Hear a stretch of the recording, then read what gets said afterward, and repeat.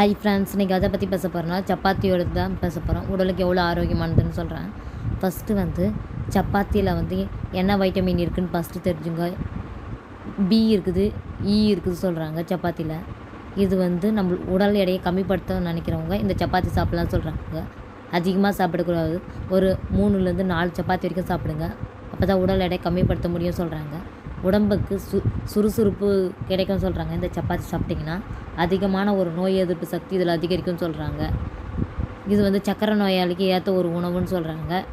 இது அதிகமாக சப்பாத்தி கூட என்ன மாதிரி சைடிஷ் யூஸ் பண்ண சொல்கிறாங்கன்னா, நம்ம சப்பாத்திக்கு ஒரு காய்கறிகளோ ஒரு கீரையோ வச்சு சாப்பிட சொல்கிறாங்க. இதில் சப்பாத்தி நம்ம மாவு பிசையும் போது ஒரு கேரட் சப்பாத்தி, ஒரு பீட்ரூட் சப்பாத்தி, ஒரு பொட்டேட்டோ சப்பாத்தி, அப்புறம் தேங்காய் பால் சப்பாத்தி, அப்புறம் ஆப்பிள் சப்பாத்தி, இதை மாதிரி சத்தான ஒரு இதுவாக மாவை பிசைஞ்சு நம்ம சாப்பிட்டா அவ்வளோ சத்துக்கள் இருக்குது சப்பாத்தியில் சொல்கிறாங்க. இதை மாதிரி ட்ரை பண்ணி சாப்பிடுங்க. உடல் ஆரோக்கியம்